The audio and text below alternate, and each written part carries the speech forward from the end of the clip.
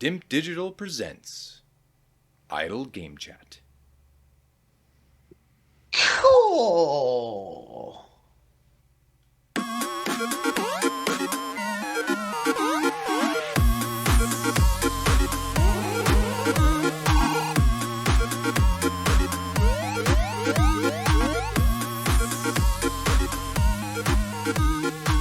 Hello, Apps here from Dimp Digital. Welcome to Idle Game Chat. This is the weekly video games podcast where we give our impressions of the games that you can play today and react to the latest buzz from the video game world. We're here every Monday on your favourite podcast app and YouTube, absolutely free.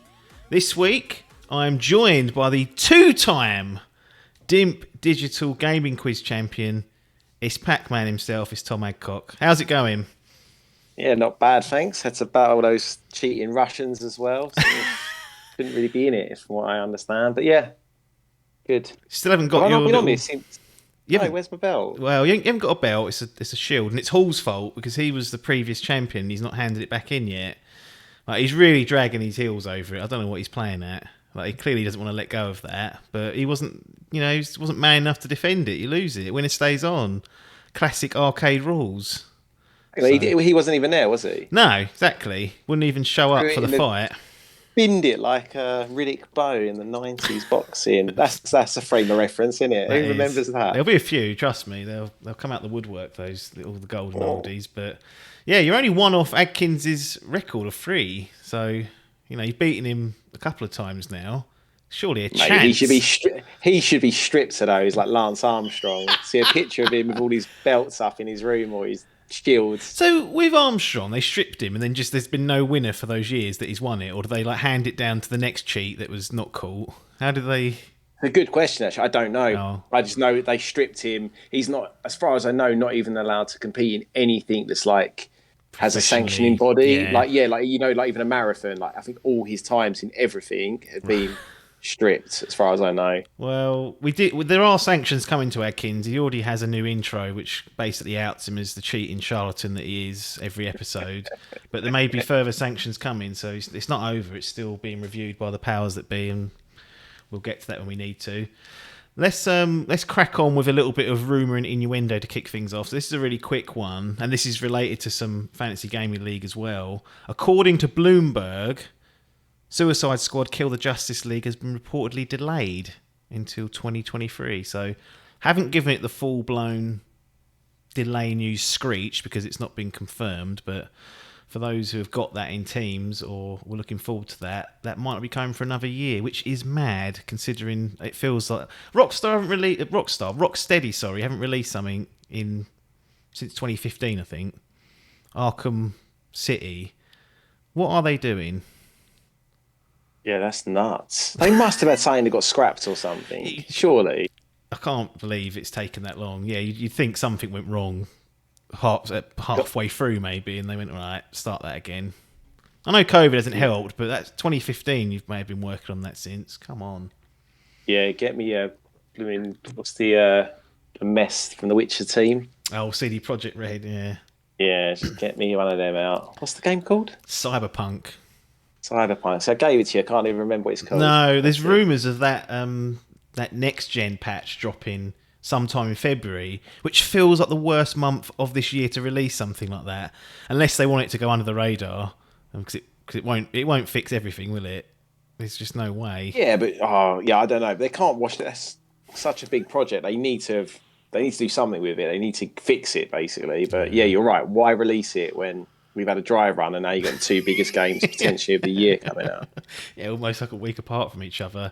Back into the sort of the formal news, Rockstar announced that GTA 5 will be coming to PS5 and Xbox Series consoles March 15th. So that's not too far away. I thought that might get delayed considering we hadn't heard anything for a little while. But that's coming in March, so I doubt that'll get pushed back. You got up to 4K and up to 60 FPS. There's going to be 2 graphic mode there. Improved textures and draw distances, HDR, ray tracing options, faster loading, 3D audio, and the PS5 will have DualSense support like haptic feedback. Perhaps more significantly, Rockstar tweeted out on the Friday. Many of you have been asking about the new entry into our Grand Theft Auto series. With every new project, our goal is always to significantly move beyond what we've previously delivered. We're pleased to confirm that active development for the next entry in the series underway. We look forward to sharing more as soon as we're ready, so please stay tuned to the Rockstar Newswire for official details. On behalf of our entire team, we thank you all for your support and cannot wait to step into the future with you. So that's the first time they've kind of said we're actually working on something outside of GTA Online, pretty much, because the base game hasn't had much other than these kind of spruced up versions. I don't know what to make of that, really. It's all words at the end of the day. It's stuff that we expected to happen. Are they lying about it just starting active development? Seems a bit late in the day to be saying. It didn't say just started, did it? It said something. What did it say? Read it again. Well, pleased to confirm that active development, active development for the next entry of the series is underway. So it's not as bad as when we had Resident Evil Village and they said, "Oh, we'll do some DLC then," like 3 weeks after it released, and that still hasn't surfaced anywhere yet. What are you guys doing? It is exciting though, isn't it? Like that significant improvement over their last entry being Red Dead. Oh, mate, what? It's going to be massive. What if it's wait to see something? But this is the thing that people have speculated on for years now. What if, because of the success of online, that GTA 6 is intrinsically linked to an online service type platform? How would you feel about that? Be gutted, but I don't think that'd be the case with it. Like, you'd hope not. You would really hope not, but you never know. I mean, these they'll days. obviously have a massive focus on it again, surely, but hopefully it is a separate beast again, and there's still that meaty story. That is their part, like their bread and butter. I know, like, it's not their bread and butter in terms of their money. No, but I always hope that the money coming in for something like, but that is what people come to, like, will come for initially. I always hope that the money coming into things like GTA Online means they can supplement and carry on like normal and do like the more single player stuff, because they got that self-sustain and earning a wedge more. Surely that can fund a new project for a single player venture. Yeah, absolutely. Yeah. Next bit of big news, and it's more to do with this acquisition war that seems to have broken out. Sony has agreed to acquire Destiny creator Bungie for $3.6 billion. Bungie will become an independent subsidiary and continue to release multi-platform games, so that's interesting. As part of its February 2022 earnings report from Q3 2021, the company showed a slide, this is Sony, explaining that the $3.6 billion is being put aside for the deal. Around $1.2 billion of this will be used to reward existing employees as long as they don't leave and meet other targets. So they're not paying the whole lot in one go. That's an absolute safeguard against them just going, right, thanks for the money and leaving, isn't it? Like you're paying for the creatives there. You need them to stay on board and ride that ship. So that's interesting. Sony Interactive Entertainment boss Jim Ryan confirmed that PlayStation intends to make further acquisitions, saying, "We should absolutely expect more. We are by no means done with PlayStation. We have a long way to go." They also revealed that they plan to ship 10 live service games by 2026, and that Bungie will be working on a major new IP. Sony has previously stated a desire to develop more service-led experiences within its first-party roster, increasing the focus on mobile and PC releases. So there's a lot there. Obviously, it's another acquisition. This seems like this is not going to be going away. There's going to be a lot of this going on this year in particular. What I'd like to speak to you about, because look, you've lived through the bloody war of Sega and Nintendo. You know, you had skin in the game. You were going down to, I don't know, Keddies or whatever it was, fighting with people about Mode 4 or whatever it was. I can't remember the details, but you lived through that experience of, you know, Sega and Nintendo going at it, and they actually were going at it, you know, adverts and prodding fun, all that good stuff. What I see, and you correct me if I'm wrong, but what I see from you now is that you're an avid gamer, but I don't think you're overly plugged into like the metaverse of gaming in terms of like console wars and the latest trends and news. You're more just sort of turn up, play the games, and then walk off, and that's your part of it. Is that an accurate assumption to start with? Yeah, that is exactly accurate. Yeah, I don't care what's best and what's not. I'm lucky enough to have all the consoles, so well, if it comes out and I want it, I can pretty much get it, right? So Yeah, I don't need to like stand on back my horse and fight every man to tell me I've made the right choice. It just doesn't matter, does it? Really? no, it doesn't. So putting that aside, because that's what a lot of the talk about this acquisition and the Activision one from a couple of weeks ago is. It's all about Sony versus Microsoft. But as someone who's doesn't really care where he plays the games and what box it goes in, what's your thoughts on this overall sort of consolidation of big publishers and developers being snapped up by one of the big two at the moment? Do you foresee that ever having an impact on someone like yourself who's not interested in the war games, but perhaps the output of the games coming out of the studios? No, not me, but it's potentially, or to me, I guess we're not going to know, or you might know more than me and can educate.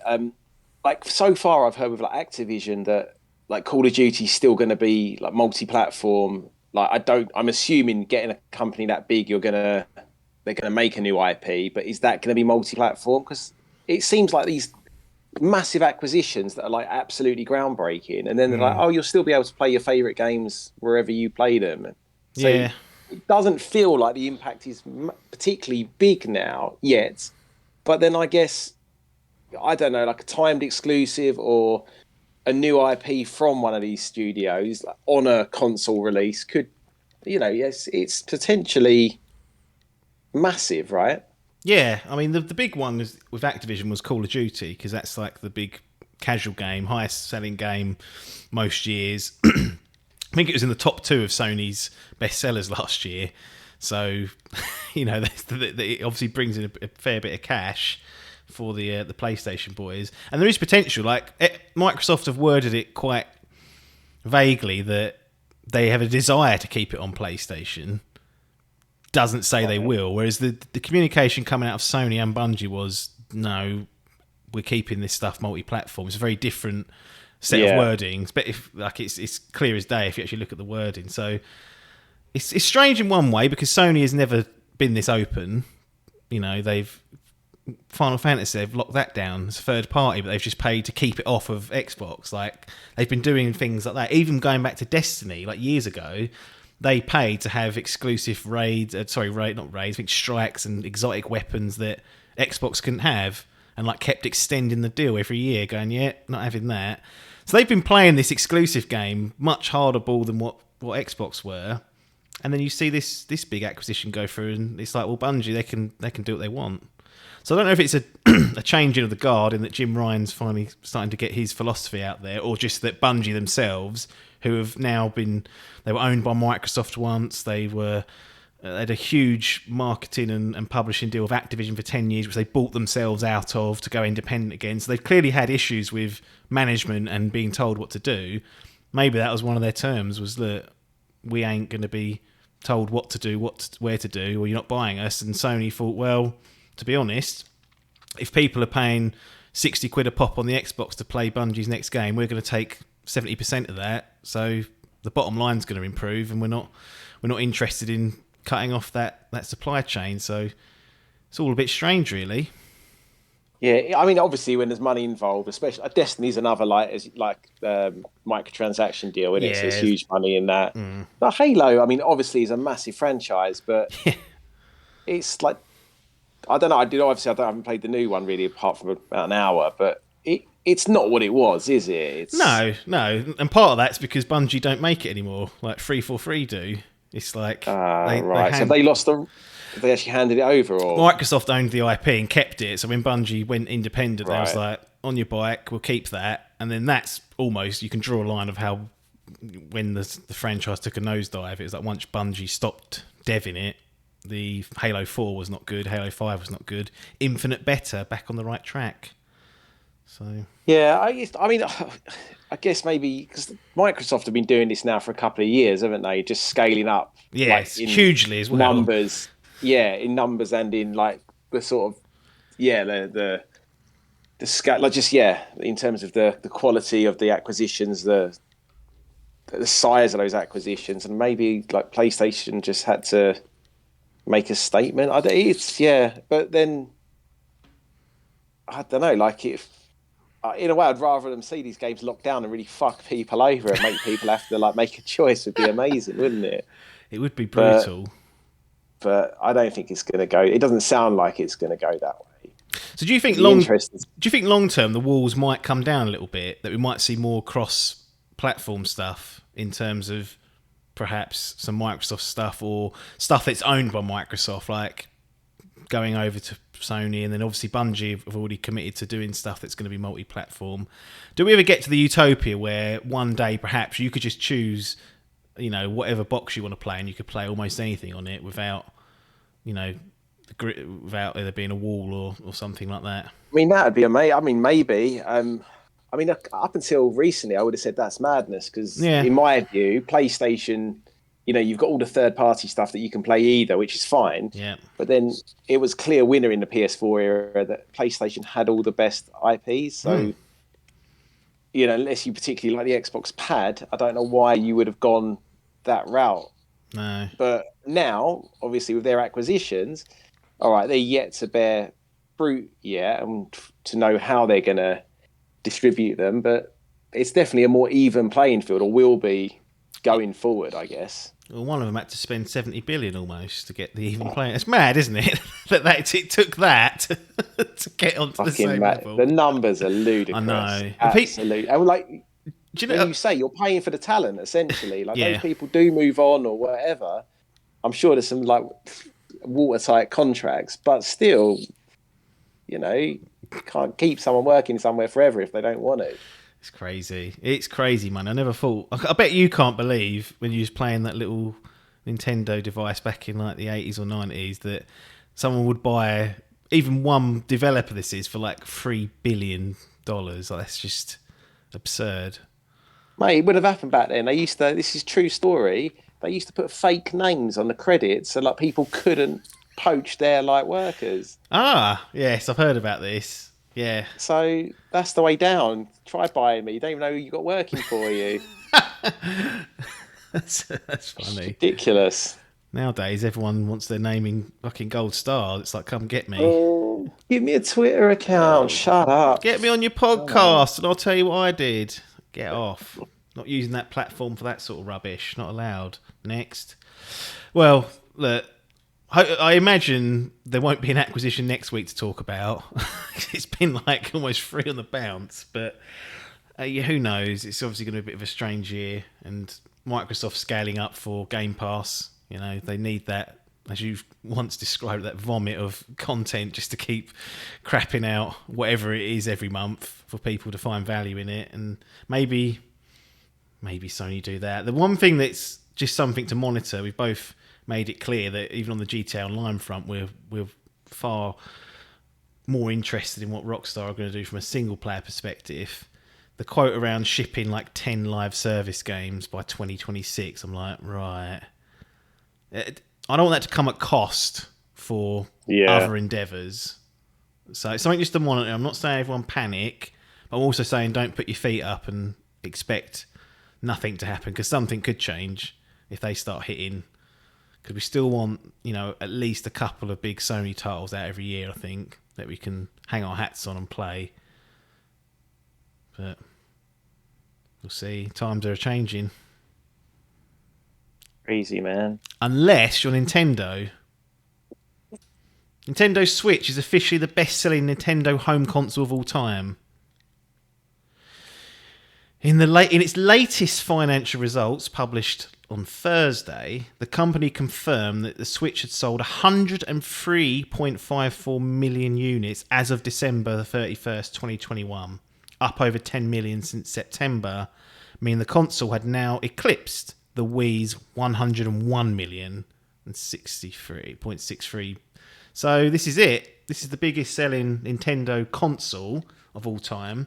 Now, it is a hybrid console, but Nintendo have said specifically that this is classified as a home console that you can take on the go with you. So I don't know if they're massaging the terminology to get that sort of like, oh yeah, best-selling console ever. It's like, well, the 3DS is pissing on it. It's like, nah, it's not a handheld. It's clearly this home console that you can take on the go. That's a handheld, isn't it? No, it's not, is it? So come on. I mean, that is ginormous numbers. Like the Wii, for all its faults, was huge. Like me and Adkins always joke about how Nana's got on a Wii and playing like Wii Sports and whatever. Everyone had one. But the Switch has come along, and I think we've all felt like it was a good idea at the time, and certainly enjoyed the early output for the Switch. But I don't know if I ever believed it would beat the Wii's numbers. No, because it's a great console. It's just a lack of content, really. Again, unfortunately, lets it down. Really. But yeah, you think that the Wii, exactly as you say, little Nana down the road, you can still see it collecting dust under the thing now. It's probably got Wii Fit there as well, uses it once every 6 months. Like, it's madness, isn't it? Everyone bought that console and no one bought any software, which seems to be like the way, or the vast majority of people. Just played Wii Sports that was bundled and that was it. Yeah, no, and then upgraded to the Fit thing, the balance board and that definitely got a purchase. Yeah. That was the absolute toot, and that was it. But the Switch, like, similarly, like, it's a good gimmick again, like the handheld and the docked, and good advertisement around it, good marketing. But obviously was more focused on games and wasn't just a gimmick for a gimmick's sake. With the motion controls that seemed really good at the time, but once you kind of got your hands on them, really ever live up to the promises, whereas the Switch does, doesn't it? You can. I mean, I play it predominantly in handheld. Mate, what are you doing, mate? That is it because it looks so poor when you blow it up on the screen? Exactly. TV, like Metroid looked lovely on that screen, and when I blew it up onto the OLED 65-inch, I was like, "Fucking hell!" Have you considered getting the Switch OLED handheld? No. If there's more games on it, Go on. Hall's got it. Hall just got one today. Shameful. He barely plays games now, and he's invested in that. Yeah, but mate, he's got everything. That games room. It's true. Jesus. He's even got said, he's got your fucking trophy. So he has got everything. It seems the stuff that he shouldn't have. Yeah, I mean, I will say that OLED model won't save Pokemon Arceus either.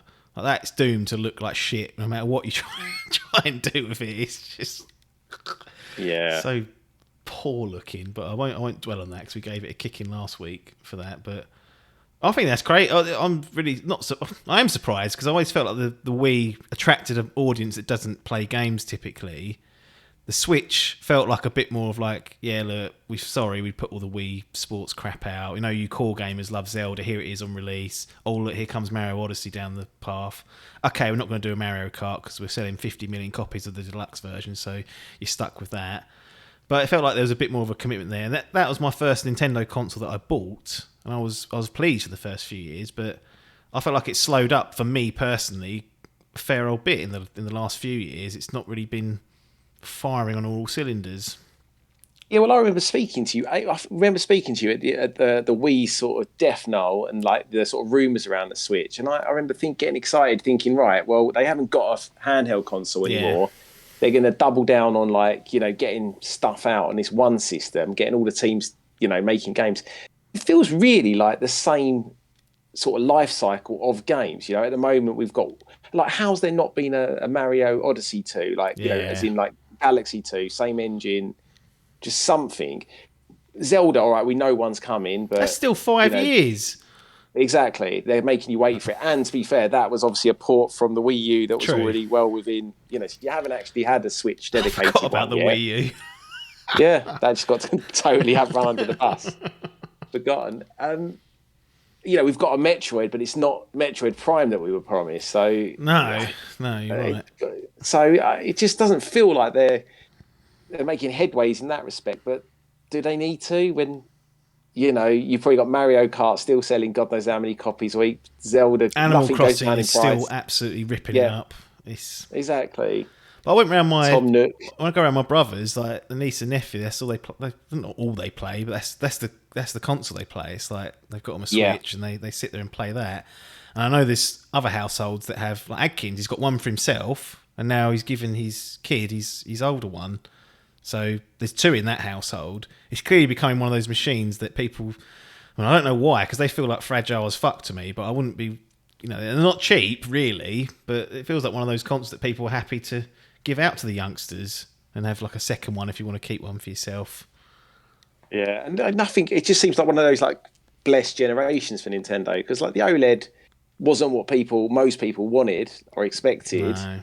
4K, but still hasn't done them any harm. It seems. Then just stick a Metroid game on, job done. Another 10 million units sold. Thank you.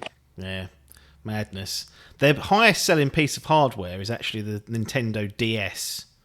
100, The OG one. Yeah, 100. Well, that family, because they kind of, I don't know how many re-releases of that they did, but that done 154 million, so there's a long way to go for that. And then also the Game Boy Color and the Game Boy sitting on 118 million. So handhelds, mate, they're the ones to get in. They're the high hitters. However, outside of Nintendo's own consoles, so we're going back to like under the telly sort of stuff, PS4 is still higher than it, 116 million, which is pretty good numbers. That seems a bit mad, in really, but. And also, I mean, I don't know what they're going to do to Switch, but that's catchable for them. That's crazy. So, go on. What else is in there? They'll 100% catch that. And then the only other thing above it is the PS2, which was the juggernaut at 155 mil. So that's a harder number to get, depending on what they do. And they had a massive advantage because that was like peak DVD, like breakout era, and that was a DVD player for a lot of people. But no, Nintendo have even gone on the record and said we don't be playing this acquisition game either. So they're literally printing money and not having to spend billions to get their first party lineup bolstered. And we've criticised their output, and it don't matter. I'll be fascinated to know what they do next, because they do well. The Wii to the Wii U was a disaster, but they kind of went with it. If it ain't broke, so. Are we getting a Switch too? And then I feel like some of the games now, like how do you beat Mario Kart? Like Smash seems like the perfect Smash. Yeah. You got so many characters. All those DLC ones were getting loads of buzz every time. Yeah. I mean, I know you can just do it all again, but I don't know. It's just not as easy, is it? They've peaked with a lot of these games. I feel like a swan song, really, for a lot of them. And even Zelda, like, oh, here we are. Finally, you wanted like open world Zelda. There it is. Yeah. Oh, and it's also a masterpiece. Like everyone happy. Let's not get silly, because not everyone agrees. Mate, the physics, go back now, fly in the air. Tell you what, it looks better than Pokemon, and it feels better than Pokemon. So that's all I can say on it. I mean, that is shocking, isn't it? It's good though. Like it's good fun to play, but. Looks like absolute garbage. They also said that they reckon they're about halfway through the Switch's life cycle, and I'm like, I can't do another 5 years of this system struggling. Either refresh it in a year or so, or fucking rip it up and start again. Do the Switch 2 backwards. Make sure whatever you do is backwards compatible. That has to be now, doesn't it?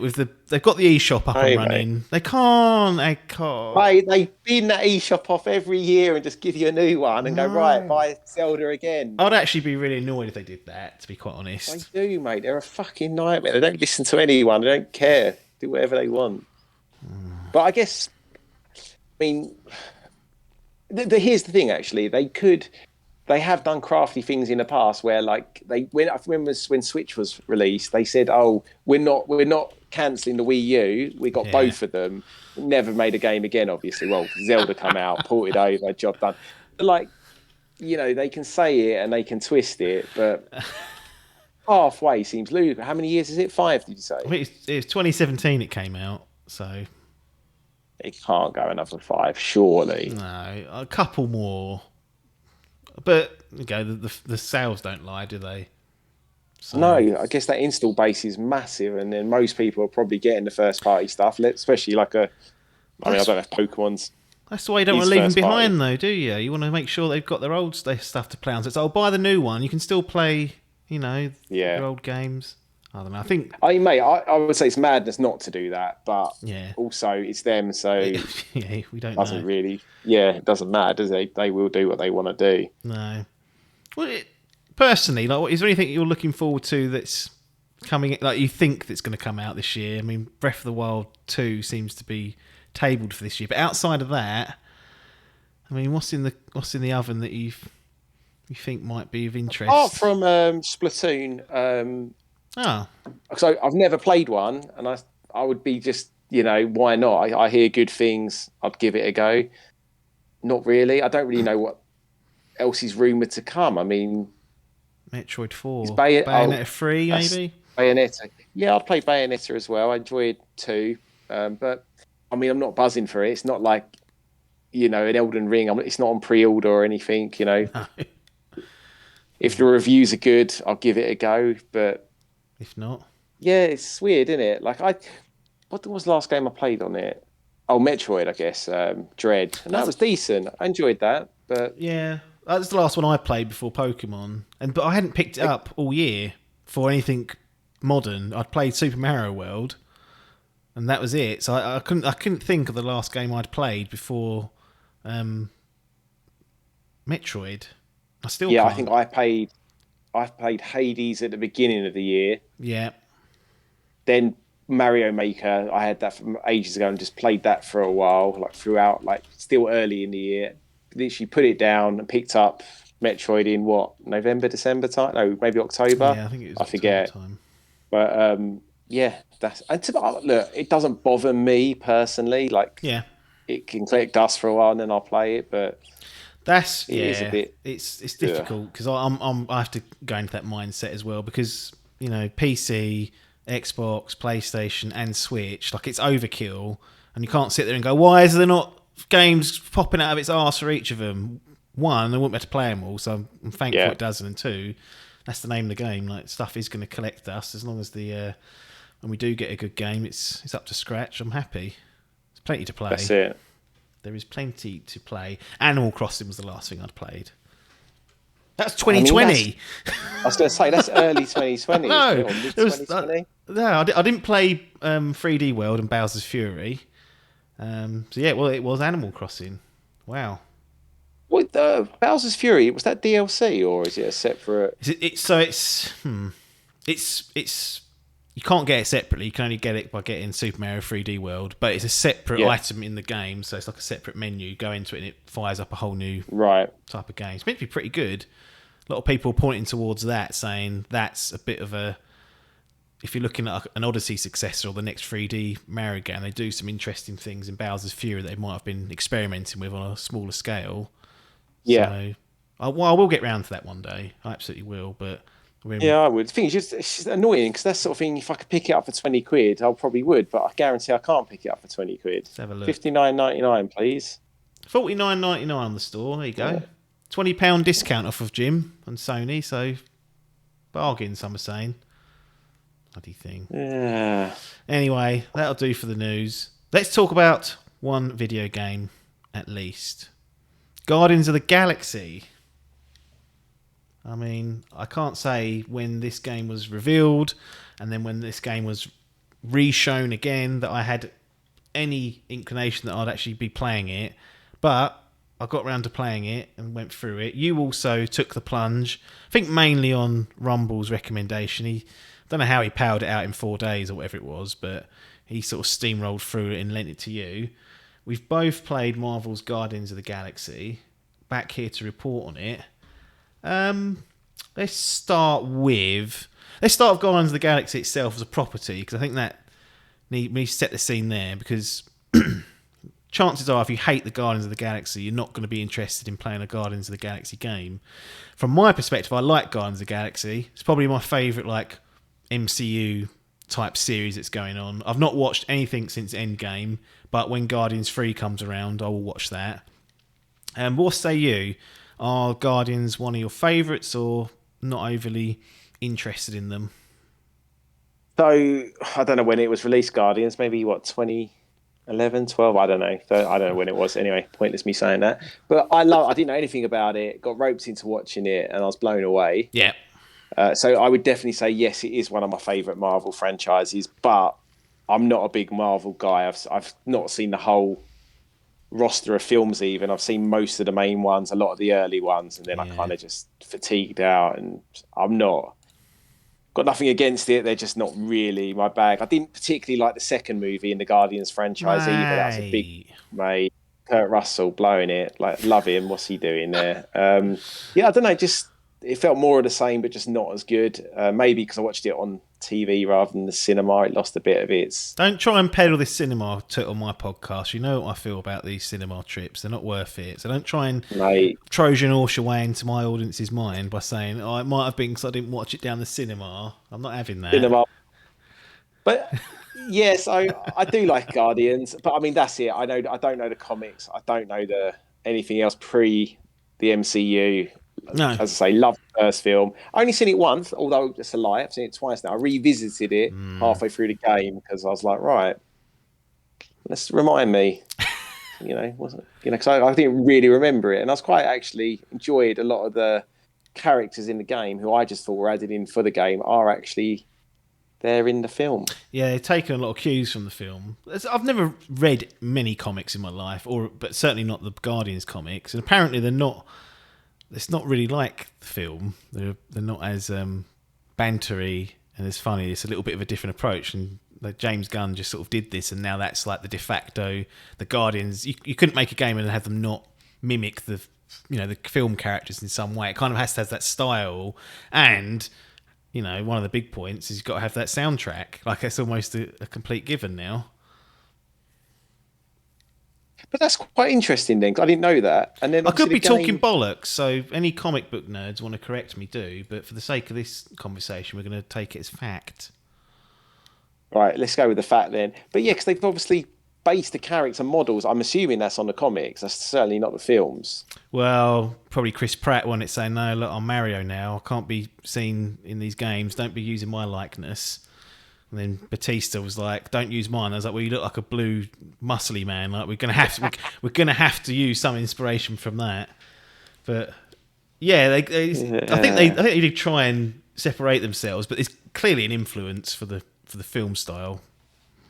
Well, that's it. When you said they're not as bantery in the comics, then I was like, well, they definitely are in the games. Oh, They've yeah. taken that, like wholesale from the films. Yeah, but you couldn't not do that, could you? Because people are expecting them to be not the same characters, but have that vibe of the films now. Yeah, I I mean, have you spoke about this before the game? no, it's first time. Oh, okay. So yeah, because I mean, I would have assumed before playing it that you'd get to play as all the Guardians, which Yeah. that's the first thing that threw me. The fact that you pretty much, you do. You play as Peter Quill the whole way through, Yep. and then you can you have like a character wheel, I guess, where you can then, when you're in battle or when there's a puzzle element, you can select one of the Guardians, Yep. and they'll kind of just do their thing. But it's pretty basic, really, isn't it? Yeah, it's because as Peter, you're like a more of a ranged shooting type character, aren't you? Because you've got those energy guns, and they've got like high output rate.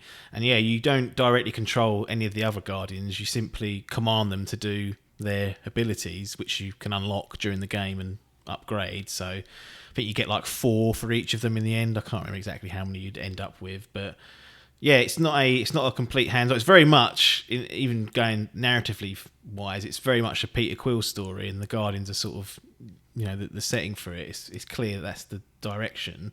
Although they do, and we'll go deeper into the narrative. Won't spoil too much for you guys, but they do a good job of fleshing out each of the Guardians and giving them sort of their own moments within the story as well. I think that's definitely one of the strengths of it. Just go on. No, I was just going to say, I think the story is the strongest point of the game, really. I feel like I really enjoyed it. And I feel like no wonder Rumble did power through it. Because I feel like if you are a proper Marvel fan or a Guardians fan...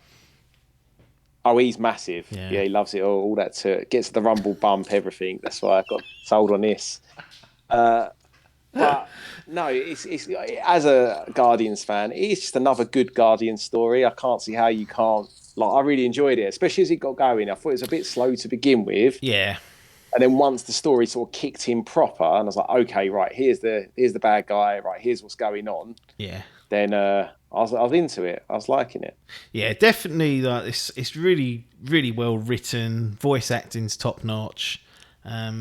This is almost like the way I've described it is it's like a Telltale game on steroids, or a Mass Effect sort of light. It's sort of in between those two, because you have a lot of dialogue choices that you can make as Peter Quill, a lot of choices you can make as well. And having done some research sort of post game, there is some narrative changes that happen from those from some of the decisions that you make or choose not to make. So that's interesting.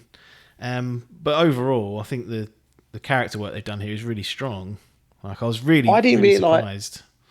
I didn't realise there's narrative changes. I did read. I thought it was more like how you go, like either a level might be stealth or a battle, depending on a choice you've made before, or somebody may or may not assist you later on.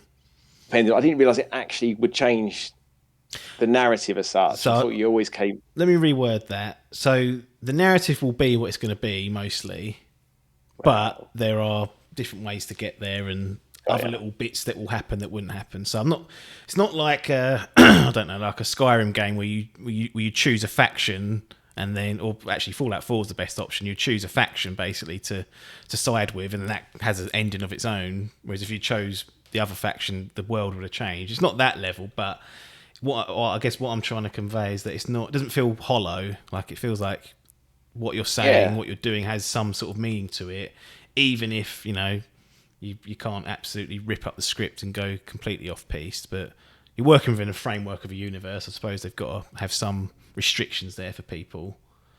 I feel again that's like where the story's strong, because I feel like the decisions you make are kind of fun. Like there's one where you have to put a character, like basically get him, sell him, basically. And I feel like all the chat around that is really good. So it did make me actually.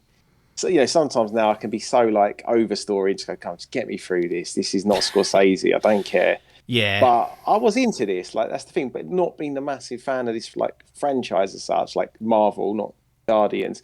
I thought I wouldn't give a shit, but I was surprised with how much I enjoyed the characters, the story, and the choices I got to make along the way. It was good. Yeah, I think that's good to mention. There is a lot of narrative elements and slower moments in this, which I enjoy. Like, I always enjoy those. Not always, mostly enjoy those moments in games if they're done well, and they are done well here. But I know there's people out there that prefer sort of more action-based games. The action is there, but it's not the overwhelming priority. There's a clear balance between them wanting you to build relationships with the characters or getting to know the characters, and also piling you in with different action pieces and whatnot. So that's just a flag for people that are going in looking for an all-out action game. You're kind of not. I mean, they don't really exist nowadays anyway. There's always, even with like Devil May Cry, they try and stuff a story down your neck, and people are like, wow, it's all garbage. So they don't really exist. But this one definitely makes a point to say, look, we're going to slow you down this section. You'll be walking around, you can't run, and you're going to hear what the characters have got to say. So that's something to flag. But those sort of things always fall directly into my wheelhouse, so I enjoy them. Had you ever played Shadow of the Tomb Raider or any of the Deus Ex games from Mankind Divided onwards? So no to Mankind and whatnot. Deus Shadow of Ex. the Tomb Raider, where does that fall in That's the third one of the trilogy. No, I've played the first two. It's interesting because they've done Thief as well, but I don't think too many people played that, and they've done Human Revolution, which was Deus Ex as well. But that's the developers' past games, Eidos Montreal. So I actually didn't like Shadow of the Tomb Raider. I thought it was the worst of the three. So when I found out they were doing this, I was like, what are they doing? But I did enjoy Deus Ex when they were doing those, and the story elements for those and different like little branching stories and bits was the strongest part of that as well. So I can clearly see a bit of a crossover there with this. What do you think of because this one game, and I don't think you take too much notice of this, but it bothers me now. The presentation and performance, because there's a couple of different modes. You may not have even switched between them, but there's like a 60 FPS mode and then a 30 FPS mode, and then they also have released a 30 FPS ray tracing mode. And this is one of the very few times that I have put on a 60 FPS mode and then not really been satisfied with the image quality. Like it weren't Pokemon. Let's be honest. Let's just make sure people are getting the right end of the stick here. It was nowhere near as bad as that, but I was distracted by it. So I kept going back between 30 and 60, 30 and 60. Then I thought, it's too slow now. I've got used to the quick. In the end, I settled on 30 FPS. And that's the first time it's happened this generation. I've always gone for the higher frame rate because I think it delivers a better gameplay experience. I'm assuming you just left it on the 30 FPS mode, or did you piss around and experiment and then find your jam somewhere? I ironically, because you always tell me off and other people do, I actually put this one in performance in the end. I did switch between them for a little bit. Yeah. I played it on my smaller telly, so it wasn't as glaringly obvious, to be honest. But I didn't have those same concerns. I did have like some performance issues, like actually like hard crashes. I think I remember telling you, like the game wouldn't even load after my first run, and sort of you hadn't installed it properly, mate. That's what I got told. Well, I didn't, but how am I getting that wrong? Like, what's that?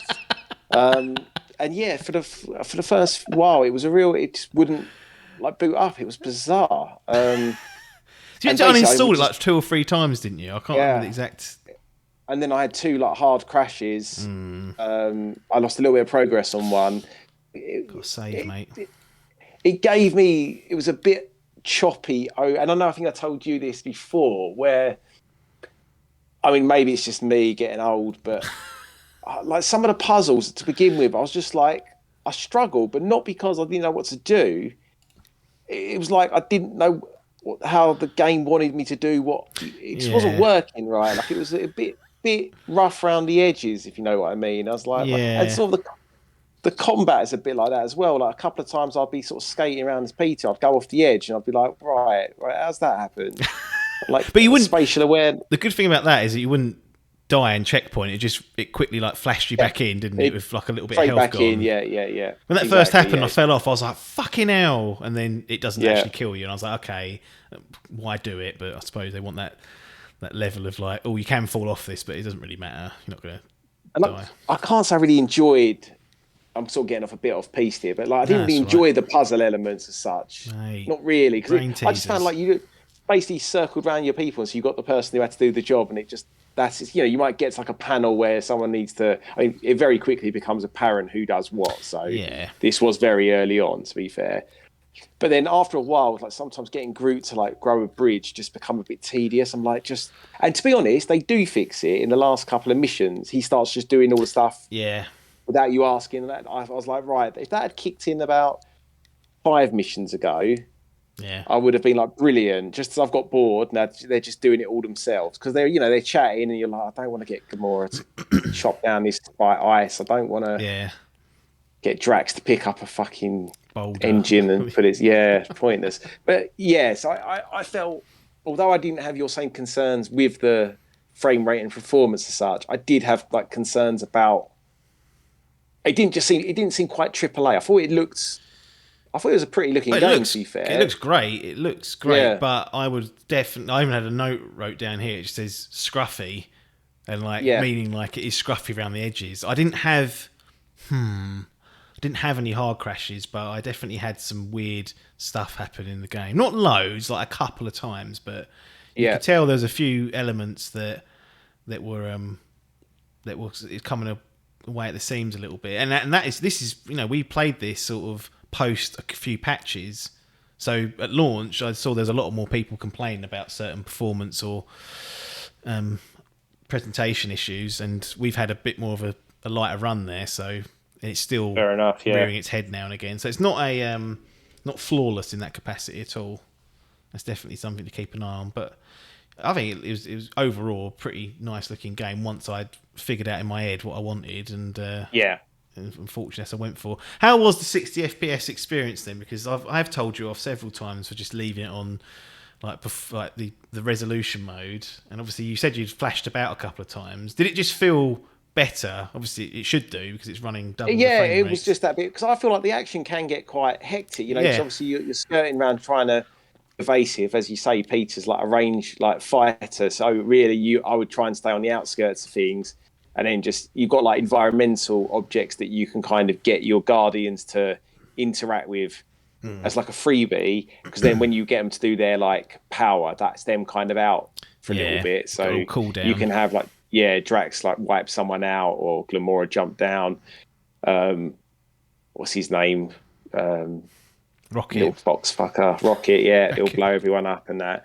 But yeah, once you use them, you have to kind of let them recharge. So it's kind of just like juggling balls, basically, you know, like waiting for the big bastards to come in, use the powers, regroup.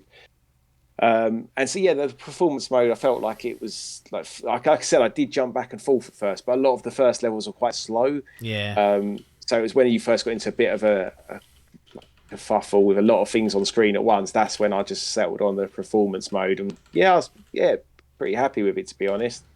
I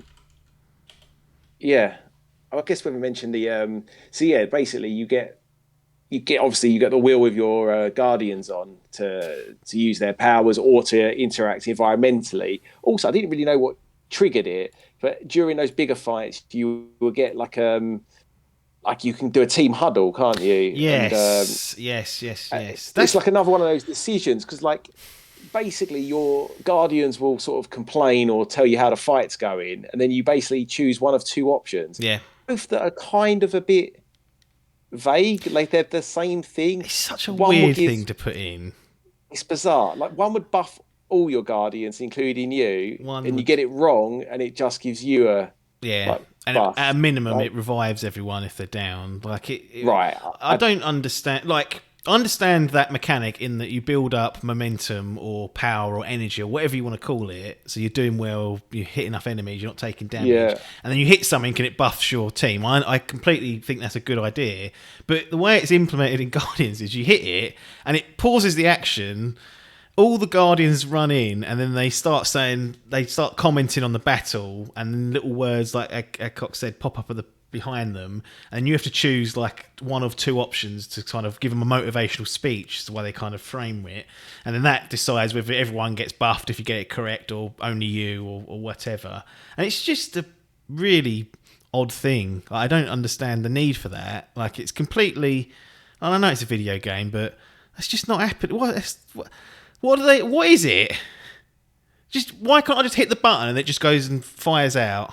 That'd just be much easier. Yeah, because that's then what's like kicks in like the sort of the music, contemporary like pop music kicks in. And I didn't figure that out until about halfway through, because I was like, I'm one of those people. It's like always got to save it in case I hit this hard enemy. I've got to save it. And then I hit it and I was like, hang on, it's playing all the cool music. So yeah. That huddle is a bit of a strange implementation of a boost or a buff. It's bizarre, but I learned that as well. I only like retro actively reading about it. Like the songs are different. Like there's various songs that were kicking in every battle. Yeah. So like you might be fighting robots to like wake me up before you go one round. If you were to die and redo it, or another playthrough, it could be something completely different, which I thought was pretty good. Yeah, just touch on the soundtrack. I think they've done a really good job with picking some great songs. I mean, you mainly hear them in the ship. Like that's the main time you hear them, when you're sort of wandering around the ship. But there's a couple of cutscenes where they play the contemporary stuff, the good stuff. But I think they picked a really good set of music that fits well with the whole movie tie-in, or not tie-in, but that vibe. Absolutely. That's definitely a plus there. I wanted to touch on the sort of downtime that you get between each mission, because you kind of go out, there's a lot of character work when you go out, you do a mission, you sometimes pick up items that you can take back to your ship that then trigger a dialogue conversation with one of your team members and your crewmates, and they often give you a bit more of a backstory on them. But even if you miss the collectible, you can wander around the ship before going to the next mission. Did you spend the time each time to like chat with everyone and have a see of what they were saying, or listen to what they're bantering about? It felt, I love just doing things like that. It's completely Mass Effect. That's a huge part of Mass Effect, is you go back after every mission and chat to your crewmates and build relationships in that sort of moment. But what did you make of that? Yeah, I did, and I wouldn't normally. No. Normally, I get overwhelmed in these games. That's what it is. I feel like I've, got other things to do in my life and whatever, and I think I just mainline it. Yeah. Whereas this, because there's only like 4 other characters, it felt nice and contained. It was a simple story to follow. So yeah, I always was checking in and actually caring about what I said to people and trying to keep people on side or manage their like little disputes between them and sort of taking it semi-seriously. So yeah, I did do a lot of that actually. It's decent. Yeah, I think this definitely, like you said, I can understand why people wouldn't want to do it in like a Mass Effect game because it's so big anyway. But this gives you a taste of that because it's a bit more streamlined, so it feels like you've got the time to, really spend with them. And there's even like a part when you go to nowhere, like that famous planet from the films, and there's like a part in that where you can just wander around and have a look around and then the city. I actually looked through most of the stuff, had a little gamble on a machine, and that sort of plays into one of the ongoing narrative pieces in that you've got a fine to pay, so you don't want to be flushing all your money away if you want to pay that fine. So there's all little interesting bits and pieces like that I certainly enjoyed. On wrapping up then, sort of finalising thoughts for Guardians of the Galaxy, anything that was burning that you haven't mentioned, either good or bad? Not really. So I think story was a strong point. Voice acting was absolutely on point as well. Yeah. Drax especially I thought was really good. He actually made me laugh a few times. He's that dry sense, well, not sense of humour, just fucking directness is funny. Like there's no doubt about it. Like action's simple. It's like fairly basic gunplay. Like it's fun. Can't really not enjoy it, but it's not anything too strenuous. No.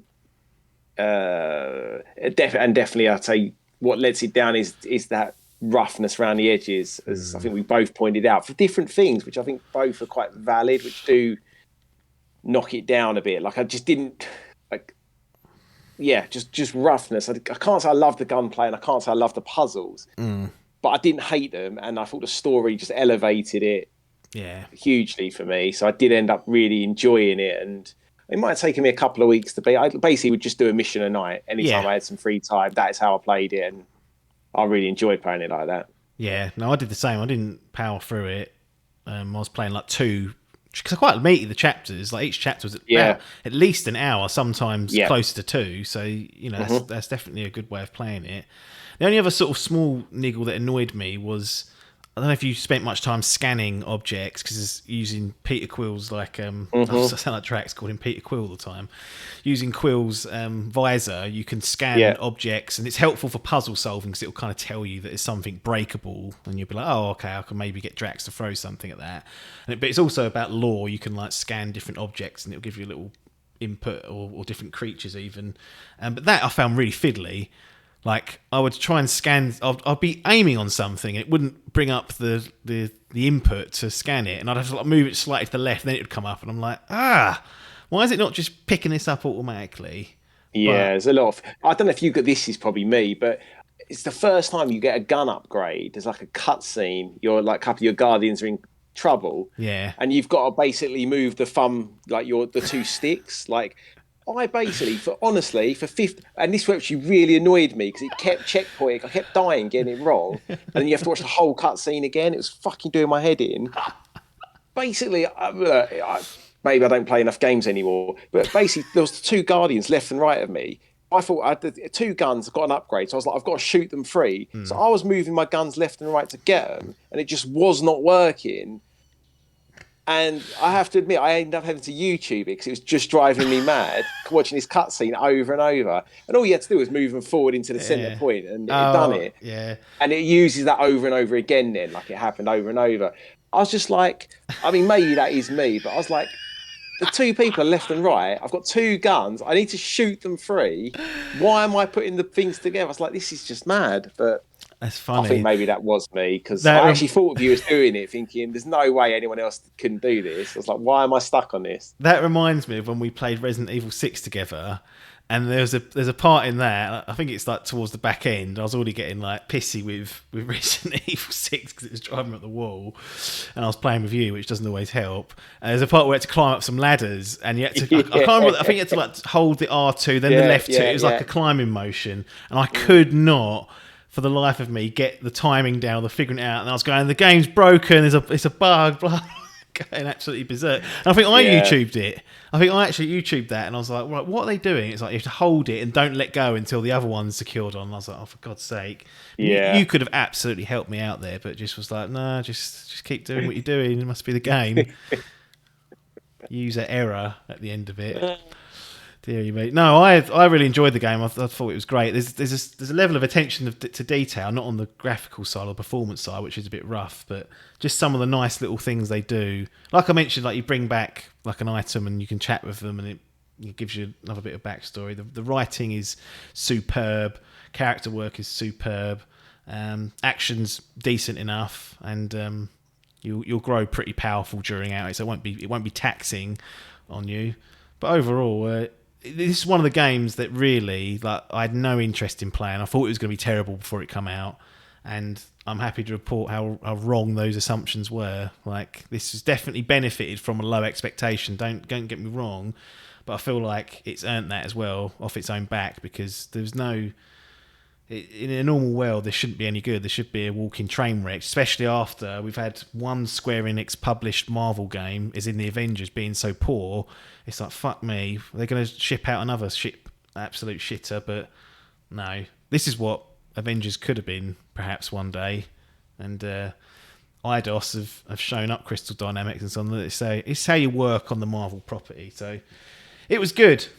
Really enjoyed it. And if you like me, wrote it off, I think you'll be pleasantly surprised when you get around to playing it, for sure. Final scores and gradings. What are you thinking? Obviously, they've got the 10-point scale here, 0.5 to modify it. What are you thinking? It's definitely... I might go 7.5. Adcock, 7.5. Feels right. Taking a shit on it, some people are saying. Oh, no, that's good in my head. That's a decent score. 7.5, yeah. I'm going to go for 8. I was actually toying with an 8.5. Bloody hell. It was a bit scruffy. Like, it was a little bit. But I really did enjoy it. It was great to work through, and comes recommended if you're into narrative-based games. If you're in there for the pure action and you don't like narrative, then I find a hard time saying you'll enjoy this, because it does get in the way of the action. It's clearly designed in that way to tell a story, so that's the platform you're working off. So I would have a hard time recommending it to people like that, but that falls right into my particular bag, as you would say. That's absolutely all of me, and like I said, little like Mass Effect Light and Telltale on steroids. It's a really good mixture and a good blend. It's almost like a Telltale game evolving into what a proper game is probably the wrong term, but you know what I mean, into a AAA space. So they've done a really good job of that. Highly enjoyed. Well, that's going to be it, mate. I'll let you off. Everyone can log off for the day. It's been good to have you on. Get you back on when Adkins is away again, or when you've played something interesting. Elden Ring, not too far away. I suspect you're going to be one of the people taking the plunge for that. So that's what I'm sort of thinking in my head, sort of targeting like little Adcock Pac-Man for his Elden Ring impressions. Yeah, I've got it pre-ordered, so happy to report as soon as I've physical or digital? Made some headway. No, mate. Never digital. Did you get any special stuff of it? Any because I know they're doing this few editions. I haven't got anything major. I can't remember if I got any sort of special edition or not. I ordered it as soon as it got released for pre-order. I think maybe I've got something from Game with some inserts and something. Nothing to write home about. No statues or anything. Midnight release. Midnight release, yeah. Don't think Game are doing that, but they've packed all that in. Other than for, actually, the last game I did it for was Red Dead Redemption 2, So they do occasionally do it. They did it for hardware. Yeah, I hope they. Obviously, they didn't for the PlayStation or the Xbox this time because of COVID. But the Switch, I went and got that on midnight. It's exciting. I love a midnight release. Do it more. Do it more, game. Get everyone up out of bed and keep them up. Pay them overtime. Eat Get them into the high profits. street. That's it. Dangerous city centre, midnight, with your sort of expensive game and console, and then go walk home. It's like an adventure anyway. Quick Starts beer it in the off last right. post if you've got time beforehand. Sort of sitting there and then straight back home. Anyway, no, it's good to have you on as usual. And we'll get you back for some Elden Ring for sure, because I think that's definitely the sort of wheelhouse you're going to be operating in once that's released. Everyone else, thanks for joining us on this week's episode. We appreciate you making it to the end. A lot of you do, but some of you don't. So those that do, thumbs up to you. If you want to support us, you can head over to dimpdigital.com, find out some details there, or go straight to patreon.com/dimpdigital. But nothing more for us to say here, though, other than thanks for your time and ta-da.